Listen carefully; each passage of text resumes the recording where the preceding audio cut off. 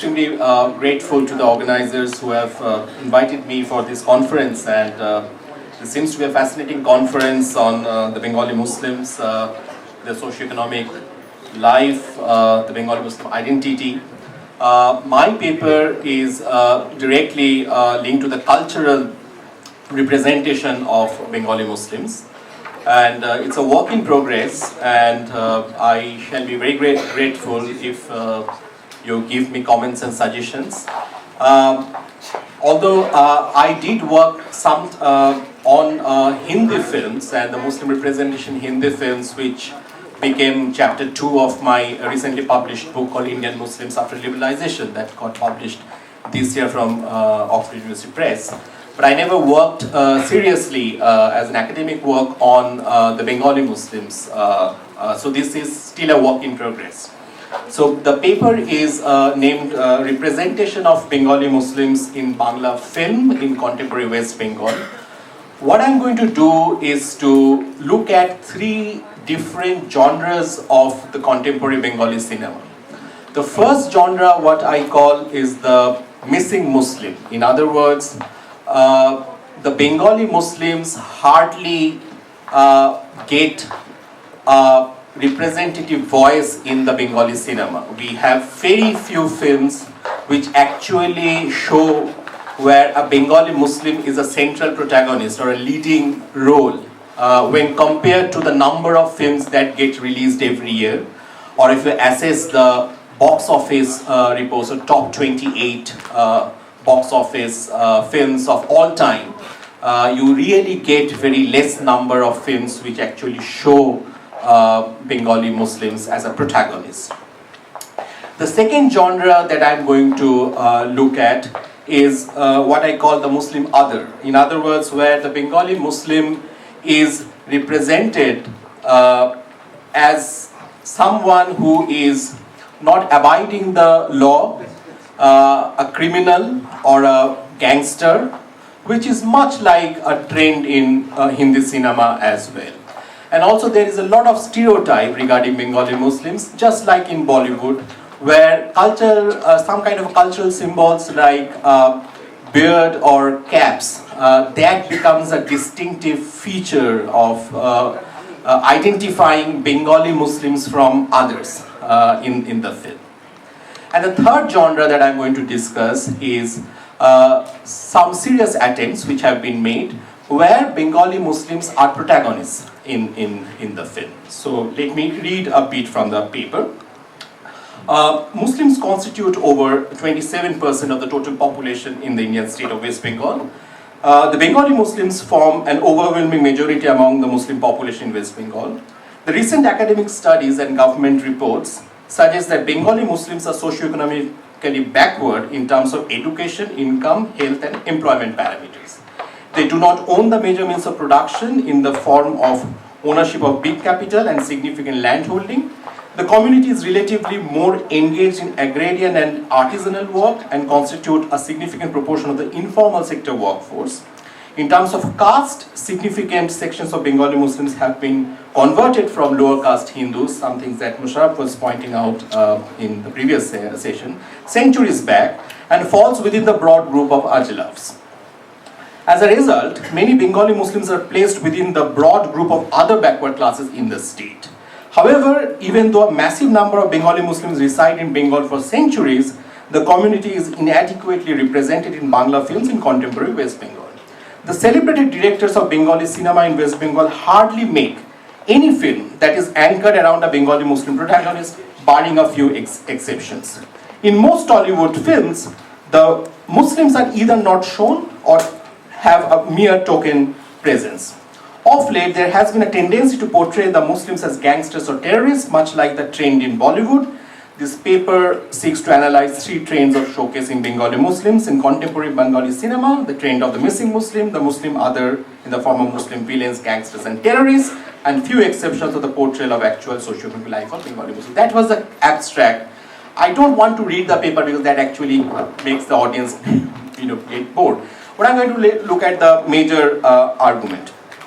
Okay, so if you look at the celebrated filmmakers of Bengal, Satyajit Ray, Hrithik Ghatak, and Tapan Sinha. No film of Ray, Ghatak, and Sinha have a Bengali Muslim protagonist. What you have is very marginal characters. So let's say in Hirak Raja Deshe, your Fazal Mia, who is a peasant, which is a very marginal character in Ray's film. And you have some Muslim students, among the Bengali Hindu students, some Muslim students of the Udayan Pandit, who was played by Soumitra Chatterjee. In Khore Baire also, you have, nameless Muslim peasants there, but very, very few things. Ghatak, as we know, were more interested in the lives of the Bengali Hindu refugee population, and so his 8 films which got released, no film actually had shown a Bengali Muslim protagonist. Tapan Sinha, similarly, another very, very celebrated director, did not also have any kind of Bengali Muslim as a protagonist. Now, this is quite bewildering in the sense that all 3 of them were socially conscious, very socially sensitive, intellectually stimulating, had a broad range of interests, were well-read, and knew the Bengali society inside out. Now, then the question is that if this happens to these great directors, that they don't show the Bengali Muslim life, which is a quarter of the population. So what is it? What's happening? Is there a collective unconscious in the Bengali society as such, that as if the Bengali Muslims don't reside, the Bengali Muslims actually reside in East Bengal, in Bangladesh, and the 47 was some kind of a closure, right? So, where Ghatak actually discusses more about the plight of the Bengali Hindu refugee population, he did not quite reflect the plight of the Bengali Muslims in post-partition, who were here, because it's only the middle-class educated Bengali Muslims who went to East Pakistan.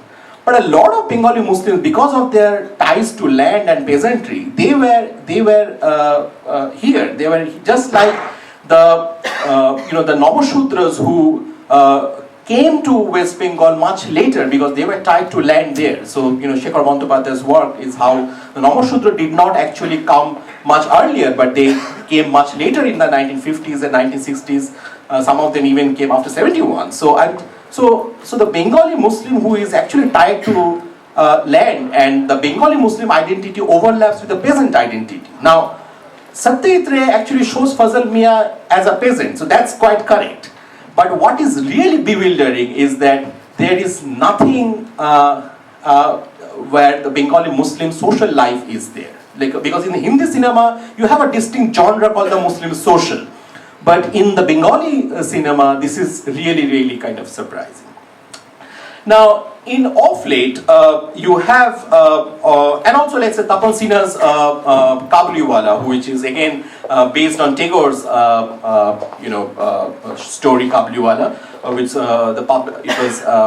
the film got released in 1957. But Kabuliwala is now Afghan, so he's not a Bengali Muslim, and it's also Tagore's story. So that's another thing that I discussed in the paper. Anyway, off late you have Hami, which is got released last year in 2018 by Nandita Roy and Shiva Prasad Mukherjee. And in that film, you will see a character called Chachajan, who is the driver, the school bus driver. And that school bus driver is again very much shown with a white cap, and who has been resident in Calcutta for over 3 decades, and has actually served the school over 3 decades. But he's not a Bengali Muslim. Akhtar Masood is the actor who actually did the role, and he actually speaks Hindi and Urdu. So it's a Urdu speaking Muslim, not a Bengali Muslim. Now that's quite interesting, that in a Bengali film showing a Muslim character, but there is no Bengali Muslim character, you see. So that's a kind of an argument that I'm trying to make. Now, if you look at the top 28 highest grossing Tollywood films of all time that have globally earned rupees 6 crores and above, very few Bengali Muslim protagonists located in West Bengal. For example, Boss 2, Back to Rule 2017. I don't know how many of you have watched. It's very popular, earning over 12.50 crores with rank 4 in the list. Has Aisha, Nusrat Faria, Bangladeshi actress, who is based in Dhaka. So the film shows that Aisha is based in Dhaka, then Kolkata in the film. And she's a Bangladeshi Muslim in the film, then a Bengali Muslim from West Bengal. The film was an Indo-Bangladesh joint production, and the Bangladeshi protagonist in the film, played by a noted Bangladeshi actress, could have been because of such a connection. Similarly, in Shikari, which was in 2016, ranked 28 in the list, has a Bengali Muslim protagonist called Sultan, which is Saqib Khan, another Bangladeshi actor, is a professional assassin. So this is where the professional assassin comes to the picture. Normal Bengali Muslims don't figure much. It's professional assassin or or a Bangladeshi is things there. The film is also an Indo-Bangladeshi joint production. In Aniket Chattopadhyay's comedy Hoichoi Unlimited 2018, Azam Khan is a motor mechanic, and I think this is a kind of fair representation. He is one of the main characters in the film. Similarly, Srijit Mukherjee's Zulfikar in 2015, ranked 17, shows the leading protagonists as Bengali Muslims who are gangsters. Now, I quite actually, in fact, messaged Srijit after watching the film. I said that it's a really kind of a discovery that Khidirpur had that kind of underworld. We think that underworld is there where capital is there. So, Bengal doesn't have capital, so why would be there that kind of underworld? Anyway, so maybe it's his imagination, of course. In Mishor Rahosyo in 2013, directed by Srijit Mukherjee again, ranking 20 in the list, has Muslim characters but who are Egyptian Muslims, because it's based in but you don't have Bengali Muslims, right? Srijit Mukherjee's Raj Kahini 2015 that got released, ranked 22, has a Muslim woman, Begum Jan, who is the central protagonist of the film, played by Rituparna Sengupta. She is a sex worker and a brothel owner, but does not speak fluent Bangla. So she is also not a Bengali Muslim, right? Her recent her accent and pronunciation are that of a non-Bengali Muslim. In Shudhu Tomari Jonno 2015, ranked 26, Shiraz Chaudhary, played by Shoham Chakraborty, is a supporting cast and not a leading protagonist in the film. So, you can see that out of 28, probably only Hoichoi Unlimited, where you have Azam Khan as a motor mechanic, is somewhere there as one of the protagonists, but otherwise there's Egyptian Muslims, you have Bangladeshi Muslims, but you do not have Bengali Muslims. And certainly, Ray and Khatak and Sina didn't have that kind of Bengali Muslim protagonist. Now, so what are the Muslim other kind of things that's coming up? So you have terrorists and gangsters. So you have in Zulfikar you have the terrorists, and in the Zulfikar you can also see the tussle between the good Muslim and the bad Muslim. So you have the Bashir Khan, which is Kaushik Sen played the role, who is loyal to the nation state, who doesn't quite support terrorism and all, and that's versus Zulfikar Ahmed, played by Prashanjit Chatterjee and his accomplices. So that's a kind of a good Muslim, bad Muslim thing. This we can find even in the Hindi films like in Fana or Fiza or in Mission Kashmir, where you get these tropes like the good Muslim, bad Muslim thing. Now, of course, Ray made an entire film on Shatranj Ki Khiladi, but it's again North India based, which is based on Munshi Premchand's story Shatranj Ki Bazi. But again, the Bengali Muslim is not there. So you have a missing Muslim and you have a Muslim other, where the gangster, the terrorist is coming. In the film Kabir, you have where you have the Muslim terrorist, which is also emerging. Now, finally, I discuss the genre of the Muslim protagonists, and I think there are some serious films which have been made. I think Mrinal Sen's Amar Bhuban was one of the first serious efforts to engage with the rural Bengali Muslim life. You have, it's based on a novel, and it's certainly a very, very interesting thing. Similarly, Nobendu Chatterjee's Mansur Mian Ghora, was another film which really engaged with Bengali Muslim, where the father who is old now and who's a chariot is unable to actually carry forward his profession, and his son is unwilling to do the chariot's work, and he wants to buy taxi, and there's kind of emotional relationship between the father and the son, and how the markets play and the banks play, and all those things come to the picture. Similarly, there's also emotional turmoil between Noor, Meher, and in the film Amar Bhubon. And I think of late, Gotro is also another film where it got just released this year, which is again by Nandita Roy and Shiva Prasad Mukherjee, which discusses Tarek Ali, who is one of the leading protagonists in the film. And Tarek Ali, played by Najil Akara, also is symptomatic of Najil Akara's own biographical things. Najil Akara is a person who actually came out from prison and reformed himself. So that's a kind of picture that we can see. So what is really matter of concern is that in the context of the debates on the National Register of Citizens and the debate on the Citizenship Amendment Bill, I think the Tollywood cinema has to play a more responsible role in showing the picture that Bengali Muslims also reside here. It's not the Bangladeshi intruder. Just like in Bisharjan, you find the Bangladeshi intruder, you see, or in Shankochil, you find the Bangladeshi intruder. So the Bengali Muslims, the Bangladeshi Muslims, is an intruder. Now, both Shankochil and Bisharjan were very well-intentioned films, but maybe the narrative is such that it could actually fall into the trap of the right-wing narrative of Bengali Muslims equating with Bangladeshi Muslims. And I think that's a kind of a real trap that Tollywood is in. But it has something to do with maybe the non-Muslim upper caste Bhadralok's ignorance about the Bengali Muslims. That is maybe playing a lot, I don't know. It's also possible that the major funders of the Bengali Tollywood industry is actually now coming from non-Bengalis, so who are also far removed from understanding the rural life of Bengali Muslims, where the Bengali Muslims actually live, 80% of Bengali Muslims actually live in villages.